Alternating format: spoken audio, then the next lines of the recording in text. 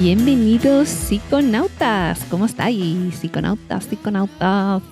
Espero que muy bien, que hayáis tenido estas últimas 2 semanitas desde el último episodio o cuando sea que hayas escuchado el podcast. Espero que estés bien, de verdad, de corazón, espero que estés bien. Y yo, sabéis que, bueno, el que acabe de llegar o la que acabe de llegar, soy Marina Febles, soy la presentadora de este podcast que se llama Mujeres Psicodélicas. Y que se llaman Mujeres Psicodélicas, en plural, porque empezamos 2 mujeres y acabé yo.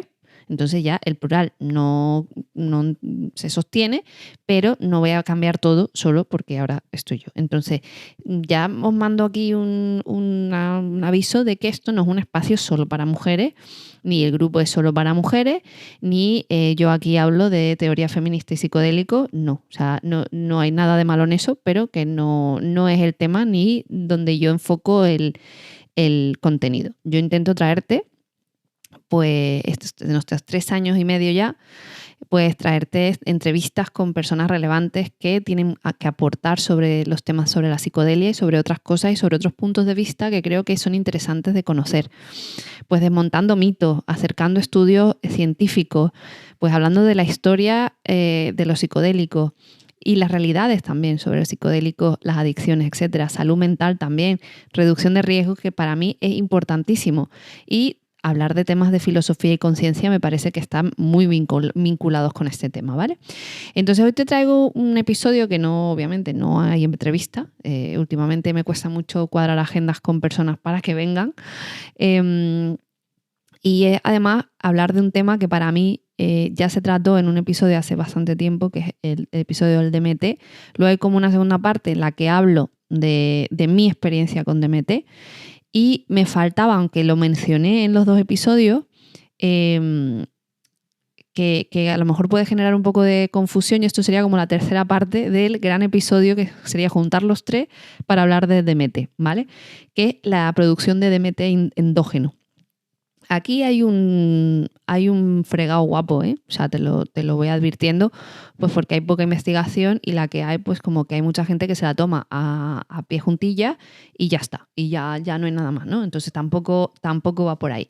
Entonces quiero aclarar pues un poco término, a lo mejor me voy a repetir con cosas que ya habré dicho en algún momento, pero creo que nunca falla de verdad el recordar ciertas cositas, ¿no? Y también pues vincular temas en otros episodios, porque pasa mucho tiempo entre ellos y a lo mejor pues te viene bien ahora que resulta que estás tú en un momento en que a lo mejor el DMT puede ser una experiencia para ti o algo que estás buscando.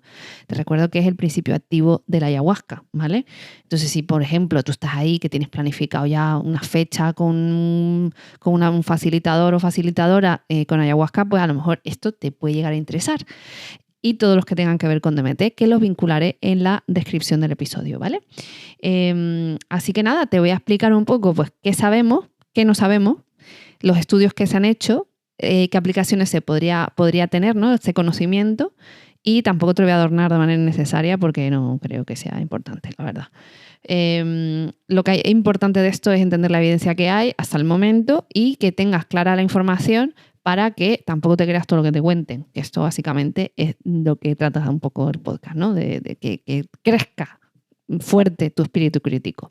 Entonces, bueno, ¿qué es el DMT y qué significa endógeno, ¿vale? Para empezar, vamos a definir estos términos. El compuesto que se llama N,N-dimetiltriptamina, abreviado DMT, que es una triptamina, es decir, un derivado de la triptamina que a su vez deriva en aminoácido triptófano. Cuando se consume de forma externa, fumado, inhalado o intravenoso, pues produce de forma rápida un estado psicodélico intenso con cambios visuales, auditivos, de percepción del tiempo y corporales también, ¿vale?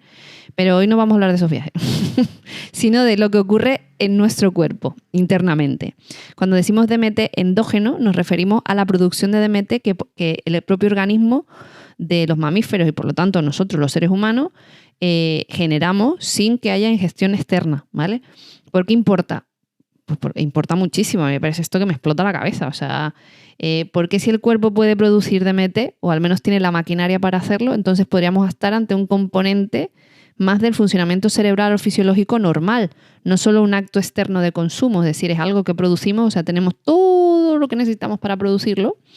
De hecho, lo producimos en determinados momentos Y entonces, bueno, pues que me parece súper interesante esto realmente. El primer estudio histórico que se hizo, ¿no? Se ha detectado la enzima idoletilamina N-metiltransferasa, INMT, que metila las triptaminas para producir DMT en tejidos de mamíferos. Esto es, hay un estudio de ello, ¿vale? O sea, tengo los links, pero no te puedo poner todos los links de todo lo que voy a hablar, o sea que te invito a que googlees, ¿no? El INMT y que a partir de ahí a ver qué te encuentras, ¿no? Pero bueno, si veo algo que es relevante, obviamente te voy a dejar el link. Por tanto, tenemos al menos el hardware, ¿vale? O sea, la parte mecánica para producirlo, enzimas, rutas bioquímicas. Lo que falta es comprender plenamente el software, ¿vale? El programita que hace que se genere ese DMT, cuándo, dónde, cómo y en qué cantidades, ¿no? Eso es lo que nos preocupa. Entonces, preocupa y ocupa en este episodio. Entonces, ya te he explicado qué es el DMT y qué significa endógeno. Vamos para allá. Entonces, ahora con más detalle, la ruta para sintetizar el DMT y dónde se ha detectado en el tejido que participa en ello, ¿no? El punto de partida es el aminoácido triptófano. Esta triptamina, mediante la enzima AADC, aromático aminoácido descarboxilasa.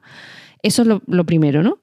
Luego, la enzima INMT, esta que se hizo este descubrimiento mágico, ¿no? Añade metilos, ¿no? en esta molécula, N-metilación se llama, para obtener la N-metiltriptamina, que es NMT. Y finalmente el DMT, ¿vale? Por ejemplo, en humanos se ha identificado transcriptos del INMT en varias zonas del cerebro. O sea, que se puede leer que hay ahí, ¿no? Que ahí está el INMT. Vale. En el cerebro de una rata, en un estudio de 2019, se encontró DMT a niveles comparables a algunas monoaminas convencionales. Esto fue un estudio que salió en Nature. O sea que no te estoy mencionando así estudios como residuales, sino los más importantes. En humanos se han detectado INMT-mRNA en regiones como la glándula pineal, el plexo coroideo y la corteza cerebral. Sin embargo, la idea popular de que la glándula pineal produce DMT en grandes cantidades no tiene respaldo sólido, ¿vale? Un artículo reciente lo dice explícitamente. No hay evidencia concluyente de que la pineal sea la fuente principal. Está en el Healthline, en el sitio web. Resumen. Sí, tenemos rutas bioquímicas plausibles. Sí, tenemos tejidos que expresan estas enzimas. Sí, se detecta DMT en el cerebro de mamíferos, pero hay muchas incógnitas: concentración, liberación, función, todo ese tipo de cosas, ¿vale? Vamos a ver. Una de las preguntas clave es, ok, ¿en qué momentos produce el cuerpo DMT endógeno? Pues te voy a ir compartiendo pues algunos hallazgos, sobre todo en modelos animales. En humanos, pues todavía no se ha podido avanzar por ahí, ¿vale? En un estudio de Deng J. en el 2019, Biosynthesis and Extracellular Concentrations of DMT in Mammalian Brain, se demostró que cerebros de rata producen y liberan DMT, lo que comentaba antes en ese estudio que se publicó en Nature, ¿vale? También se observó que cuando se indujo paro cardíaco en ratas, los niveles del DMT aumentaron en el cerebro. Toma ya. O sea, te meto ahí un infarto y cuando te da un infarto sube el DMT. Interesante. Vale. Las experiencias cercanas a la muerte, también se ha hablado mucho de la vinculación que tiene el DMT y la muerte, y yo de hecho lo he mencionado. El aumento en ratas da pie a la hipótesis de que en humanos podría relacionarse, pero sigue siendo especulativo, es decir, pues yo no sé, o sea, a lo mejor me estoy metiendo en un charco, ¿vale? Pero muchas veces no sabemos cuándo nos vamos a morir. Bien, entonces yo creo que cuando te mueres finalmente se apaga todo, hay muchas sustancias en la sangre y en el cuerpo, ¿no? Que se liberan porque te has muerto. Entonces no sé si es complejo a lo mejor detectar el DMT, no lo sé. No se puede comparar con momentos previos y el después, no lo sé. Entiendo que esto es bastante difícil de investigar. A lo mejor yo, insisto, me meto en un charco sin saber, ¿vale? O sea, si hay alguien ahí fuera que escucha esto y sabe mucho de esto y quiere charlar conmigo, por favor, que se ponga en contacto conmigo en el email que siempre comparto al final del episodio, ¿vale? Bien, nacimiento y muerte. Hay literatura que plantea que al nacer o al morir podría haber liberación de DMT, pero no hay datos humanos que lo valen directamente. Es que hay limitaciones importantes. O sea, a ver, Las concentraciones detectadas de DMT en tejidos humanos o animales normales, ¿vale? Sin ninguna inducción de un paro cardíaco ni nada, son muy bajas, ¿vale? En muchos casos, 3 órdenes de magnitud por debajo de las dosis que producen los efectos psicodélicos cuando se administran externamente. O sea, que no te da un subidón, tú no ves cosas, no, ¿vale? Además existen problemas metodológicos, degradación rápida del DMT, dificultad de muestreo, diferencias entre especies y bueno, un artículo crítico señala que muchas detecciones podrían estar en el límite de sensibilidad del método, ¿vale? También hay como estudios contrarios, por eso yo te traigo un poquito de todo. En humanos, la evidencia está mayoritariamente en fluidos, orina, plasma o tejido post-mortem, no en mediciones dinámicas de producción cerebral en vivo, que es lo que hablábamos ahora. O sea, yo metiéndome en un charco, pero como ves, mis notas están ahí, ¿no? Es muy difícil entender cómo es el proceso, ¿no? Y sobre todo en casos de muerte, cómo medirlo, porque además sabiendo que se degrada muy rápido esta molécula, ¿vale? Entonces, conclusión. Hay evidencia de que el cuerpo puede producir DMT, que en ciertas circunstancias podría aumentar, pero aún no podemos decir con absoluta claridad esto ocurre siempre. Esta es la función, estas son las cantidades. No lo podemos decir. No lo podemos decir, ¿vale? ¿Qué más? Vamos a hablar de pues esto es un bloque un poquito más especulativo, ¿vale? Esto ya basado en hipótesis científicas, sí, pero que están siendo evaluadas en el momento y que no sabemos cuánto tiempo puede demorarse el tener los resultados de esas investigaciones y que cualquier especulación puede ser, pues eso, pura especulación, no más, ¿vale? Así que coge la información entre comillas aquí, ¿sabes? Porque entre comillas lo en tu recuerdo, no sea que te vayas a pensar que yo te estoy diciendo esto y esto sienta cátedra y aquí paz en el cielo gloria. No soy yo la persona para hablar de estas cosas, ¿vale? Pero te transmito lo que he podido encontrar. Bien, ¿cuál sería la función de este DMT, ¿no? Que producimos de forma endógena en cantidades que no son para tener efectos psicodélicos y que todavía no se sabe muy bien qué hacen, pero podría ser que tenga funciones de neuromodulación o como neurotransmisor, como podría ser la dopamina o la serotonina. El DMT también podría tener actuar como una amina traza o un neuromodulador. Por ejemplo, hay un estudio que se llama Increasing Evidence Suggests that Endogenous DMT plays important roles and may act as a neurotransmitter. Pues nada, es un pedacito de un estudio, ¿vale? Datos recientes también muestran que el DMT se encuentra en la corteza prefrontal y somatosensorial en ratas a niveles comparables a la serotonina y la dopamina en ciertos estudios, ¿vale? Esto es la fuente de Frontiers. También podría tener una función de respuesta al estrés, a la hipoxia o al daño celular, ¿vale?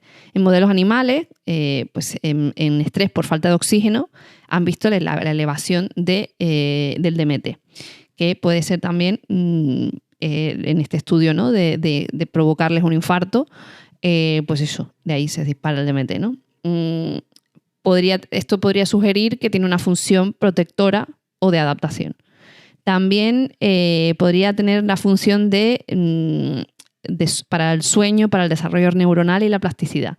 Algunas revisiones indican que el DMT podría estar implicado en la neuroplasticidad, desarrollo cerebral neonatal, función inmune adaptativa, también en Frontiers.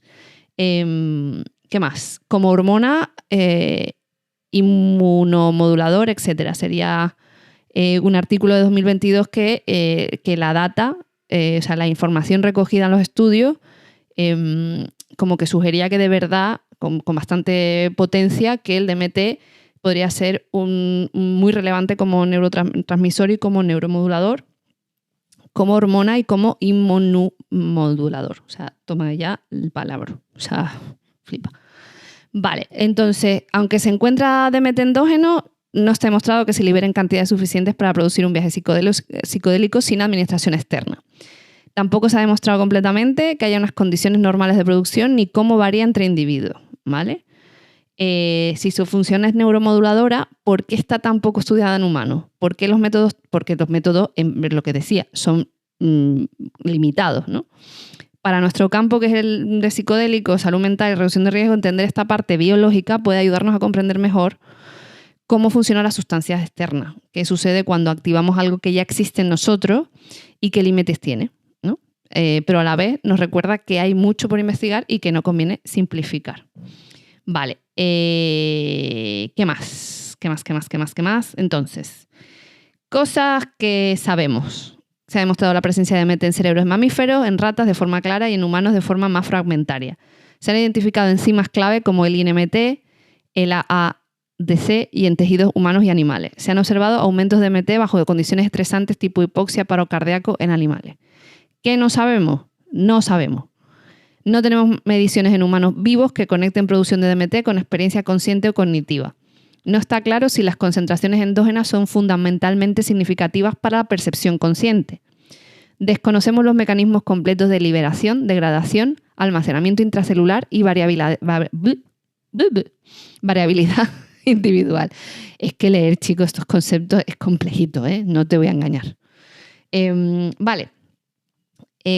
¿Cuál es el futuro de la investigación aquí? O sea, ¿dónde podríamos empezar a ver cosas, ¿no? Pues tendríamos que ver mejoras en las técnicas de medición en humanos, ¿vale? Fluido cerebroespinal, imágenes, biomarcadores, estudios que conecten producción endógena con estados específicos como el sueño, el estrés, nacimiento o muerte. Posibles aplicaciones terapéuticas. Entender el DMT endógeno podría ayudar a terapia psicodélica o a medicina de conciencia. Por ejemplo, un artículo reciente sugiere que la producción endógena de DMT podría ser un blanco para la investigación en salud mental. Obviamente, o sea, esto no es ninguna novedad. Entre mis notas, no. O sea, esto si no estás al día, bueno, pues será no novedad.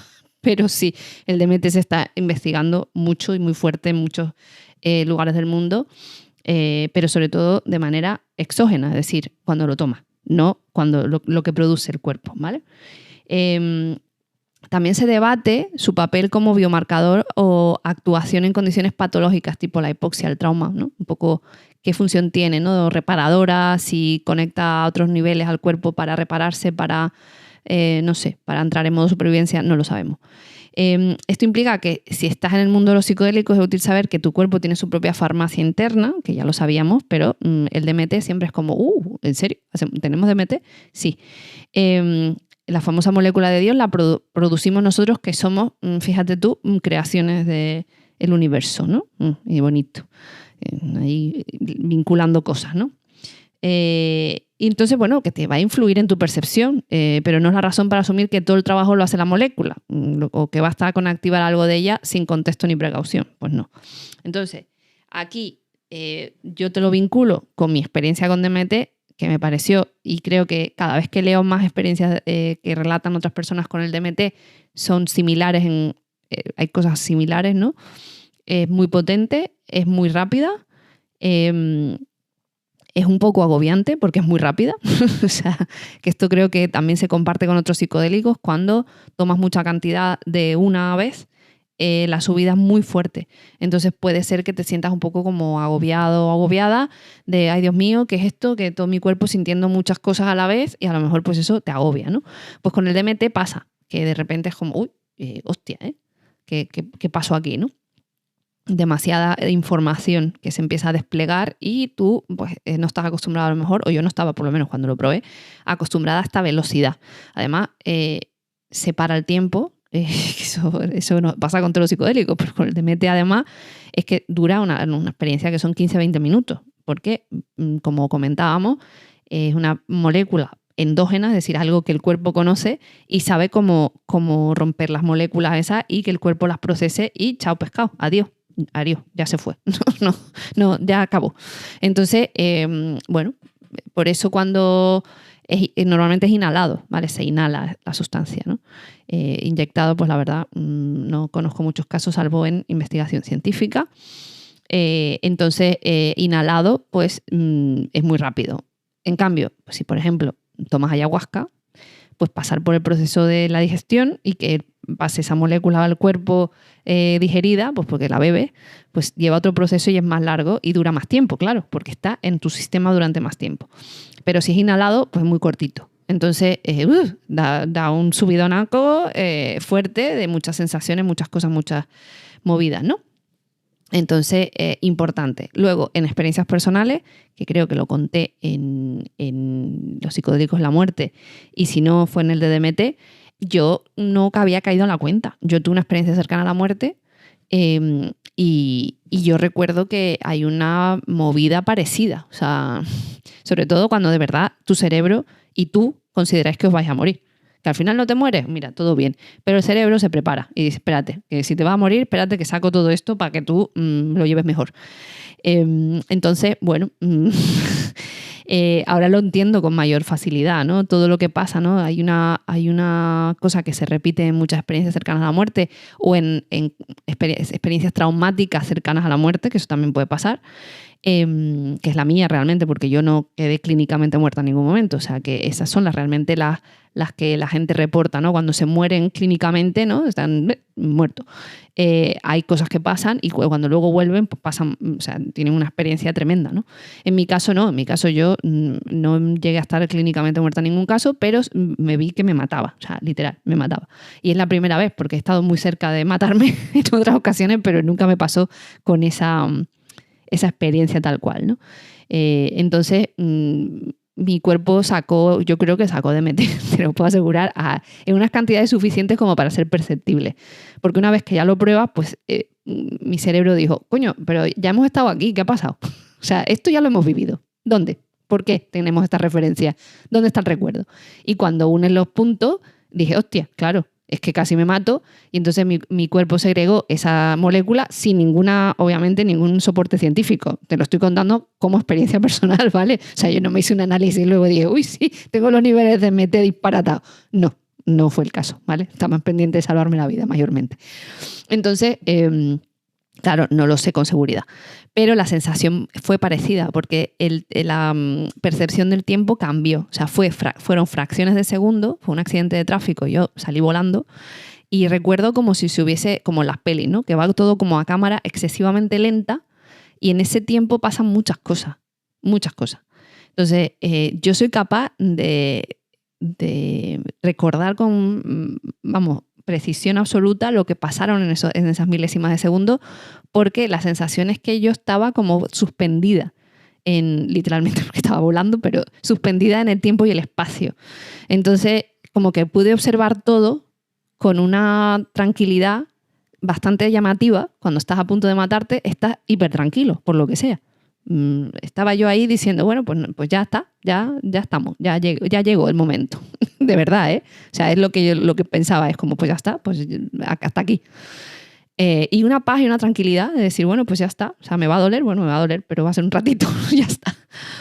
Y a la vez era como esa conversación, ¿no? De nos vamos a matar, pues ya está. Y la otra era con otro punto de vista de todo lo que estaba pasando alrededor, de cómo el coche me impactó, de dónde salió volando mi moto, dónde estaba mi cuerpo, la carretera, hasta la textura de la carretera, la temperatura que hacía, la luz, cómo llegaba. O sea, ojo, que esto es muy heavy.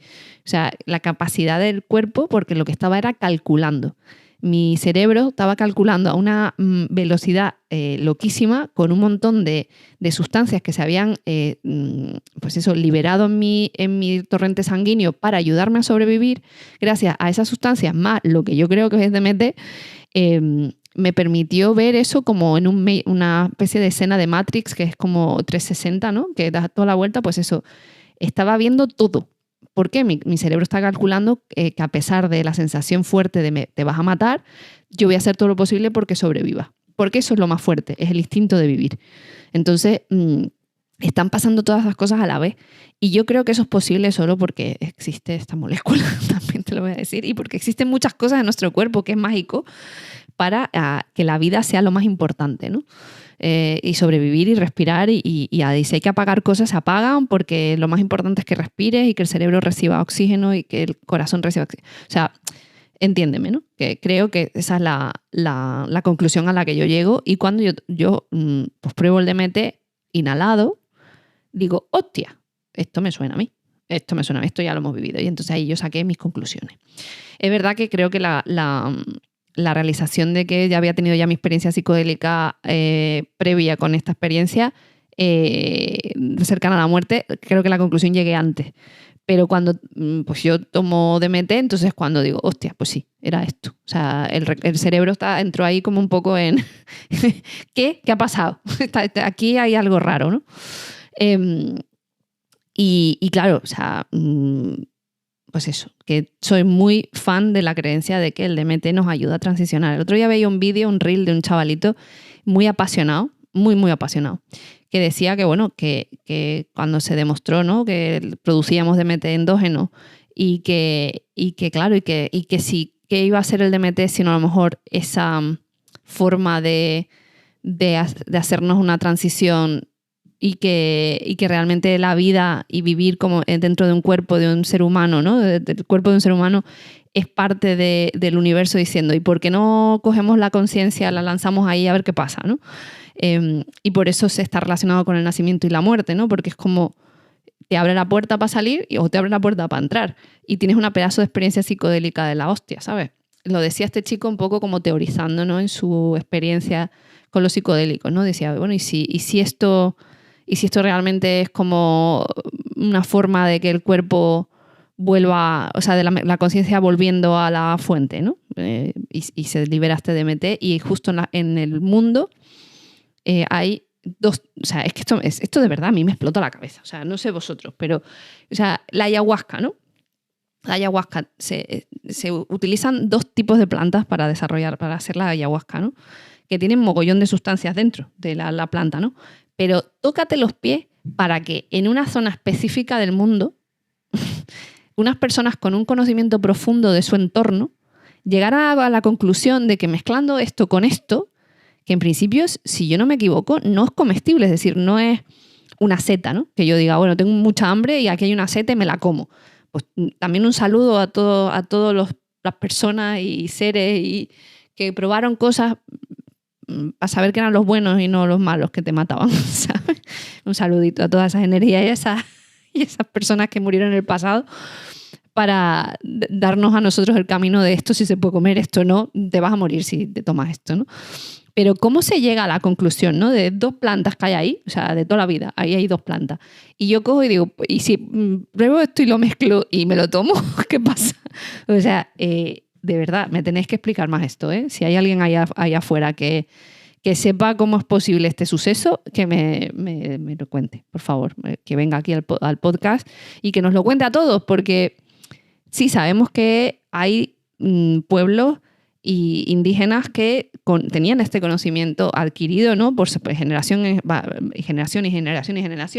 se pasó de uno a otro, y con esa tradición chamánica además, que no es una cosa un poco baladí, ¿no?, sino que esto es una cosa que se forma la persona con alguien experto, con alguien sabio, tiene un respeto tremendo por la sustancia, ¿no?, y se usa en ritos de iniciación y de transición en la vida, cuando uno está enfermo, cuando uno está triste, pues eso, ¿no? Y hay un trabajo de comunidad también, no solo es la sustancia en sí. Y de repente, tú imagínate aquí de repente uno que dijo, ¿y esta planta aquí tan maja? Y si la pruebo, uy, esto me hace sentir así, asá. Y cómo encontrar un imán, ¿no?, alguien pues que bloquea, ¿no?, ciertas enzimas para que no estropeen la molécula del DMT, ¿no? O sea, yo junto dos plantas y una tiene una labor protectora de la molécula del DMT para que a mí me haga efecto. Entonces, a ver, a mí me parece maravilloso. O sea, no sé, a lo mejor no sé si lo habíais pensado, porque me explota bastante la cabeza. O sea, voy a tener que un día ponerme a investigar sobre esto y a lo mejor hago un episodio sobre la magnífica casualidad de cómo se derivó, ¿no?, desde la cultura indígena propia de esos lugares donde crecen estas plantas a llegar a ser esa mezcla maravillosa, ¿no? Porque, como digo yo, no tiene un componente alimenticio, es decir, o sea, yo no tiro de esa liana para comérmela porque tengo hambre. O a lo mejor sí, no lo sé. Por eso a lo mejor está la necesidad detrás de este descubrimiento, como muchas cosas, ¿no? O fue fortuito. Mira, pues no sé, yo de niña me acuerdo que creo que todos lo hemos hecho, o por lo menos cuando se jugaba. Ya no sé si se juega así, pero bueno. Y cogía plantas yo que sé, que estaban en mi entorno, pues que había millones de plantas de esas, ¿vale? Que a lo mejor ahora me dicen, no, es que tú ayudabas a destruir tu flora y la fauna de tu entorno. No, ¿vale? Había millones. Y entonces yo me hacía de pequeña mis recetas, ¿no? Porque a mí siempre me ha gustado cocinar y yo creo que por ahí está enraizado el recuerdo, ¿no? De coger esas plantas y entonces yo las machacaba y entonces me jugaba, que tenía unas muñecas y les ponía a comer y no sé qué. a lo mejor viene de lo mismo, no lo sé, a lo mejor alguien dijo, ¿y si mezclo esto con esto y qué pasa? Y alguien se lo tomó y flipó en colores y empezó todo el camino por ahí. Yo aquí estoy soltándote una vaina que a lo mejor ni te interesa, pero bueno, si no te interesa ya sabes lo que te dejas hacer, darle al stop y a otra cosa mariposa. Entonces, bueno, para retomar, que no sabemos casi nada. Esto es como lo de la conciencia, ¿vale? O el pensar, que el otro día, que no lo dije en el otro episodio, de que también se había hablado de que la conciencia estaba en la glándula pineal. Y hay vídeos de personas que creen que se comunican con su glándula pineal con otras dimensiones y hablan unos idiomas peculiares. Y creo que todos hemos visto esos vídeos y hay gente que seguramente que cree a pie juntilla lo que esas personas dicen y yo lo respeto, pero tienen su punto así como gracioso. No sé qué opinas, pero a mí me resultan un poquito graciosos, la verdad. Entonces, bueno, para ir cerrando, que ya se me está poniendo esto un poco largo, ¿vale? Y aquí yo me pongo a filosofar de cosas y me empiezo a mezclar historias y al final acabamos todos como Rosario y la Aurora. Sin ninguna información clara, yo aquí divagando, ¿vale? Entonces, hoy vimos que sí, hay evidencia científica de que el cuerpo de los mamíferos produce DMT, que la ruta bioquímica está identificada, que en animales la producción puede incrementarse bajo condiciones específicas y que existen varias hipótesis plausibles sobre su función. Pero también que hay millones de preguntas alrededor de esto que siguen abiertas sobre, por ejemplo, la cantidad que producimos, los efectos funcionales reales, la relevancia que tiene para los humanos, pues eso, en nuestra conciencia, ¿no? Cuándo se libera, para qué función cumple su liberación y que también la cantidad y su liberación tienen que ver en qué ciertas circunstancias, porque también se habla de que en el sueño, durante el momento del sueño también liberamos DMT, que entiendo, perdón, desde aquí, desde mi desconocimiento, que entiendo que medirlo durante el sueño va a ser más fácil que medirlo cuando la gente se muere o cuando la gente nace, ¿no? Digo yo, no sé. Llámame loca. Pero no paro de ver vídeos últimamente hablando de el DMT que producimos durante el sueño. Y es como...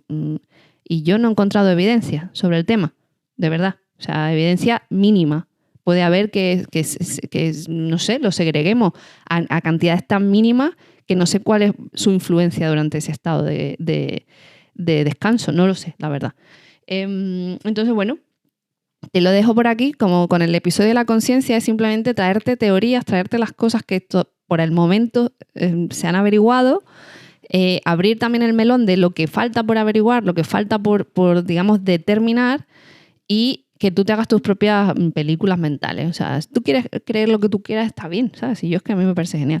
Ahora, la ciencia está ahí para algo y que yo es una cosa que siempre he defendido, que obviamente mi experiencia, o sea, lo que es la parte empírica de cualquier historia, ¿no? Tu opinión, tu experiencia está perfecta, pero eso no hace que sea ciencia, ¿vale? Que llegue un punto que diga, sí, tu experiencia es extrapolable porque le pasa a 50 millones de personas a la vez. Entonces sí, digo yo que se podrá medir y dirán, hay un patrón, claro, y ahí está el método científico para ello. Entonces, yo te cuento aquí mis experiencias, mis opiniones, mis vainas, pero la ciencia es importante que tenerla clara, porque luego hay gente que es extrema del otro, ¿no? Es en plan de, si la ciencia no lo ha demostrado, son todo paparruchadas, son todo pues, bombas de humo que hace la gente para creerse cualquier cosa y decir, no, esta es mi creencia, chao, déjame tranquilo con mi vida. Pues tú quieres creerte lo que tú quieras, muy bien, pero tampoco se puede ser extremista de un lado de voy a ignorar la ciencia y por otro lado es solo escucho la ciencia y todo lo que la ciencia todavía no ha podido dedicar recursos a ello, pero empíricamente se sabe que hay un buen grupo de personas que está experimentando efectos, por ejemplo, con el famoso microdosis. Anda que no hay debate con las microdosis, ¿sabes? Que hay una división en el mundo científico y en el mundo de la gente que toma psicodélicos. No, las microdosis no hacen nada y un montón de gente como yo, que yo he sentido cambios y conozco muchas personas a mi alrededor que han notado muchos cambios para positivo tomando microdosis.